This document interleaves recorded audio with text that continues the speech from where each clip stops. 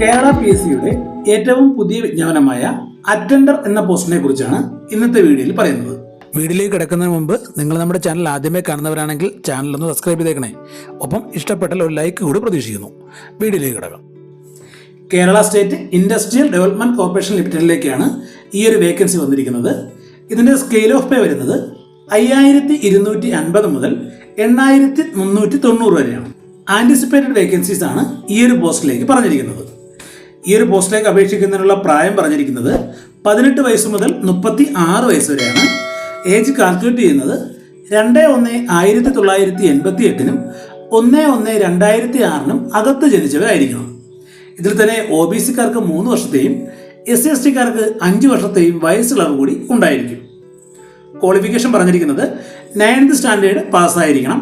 അതിനോടൊപ്പം തന്നെ സൈക്കിൾ സവാരി അറിഞ്ഞിരിക്കുകയും വേണം. എന്നാൽ വുമൺ കാൻഡിഡേറ്റ്സിനും ഡിഫറൻ്റ്ലി ഏബിൾഡ് ആയിട്ടുള്ള കാൻഡിഡേറ്റ്സിനും സൈക്കിൾ സവാരി നിർബന്ധമല്ല.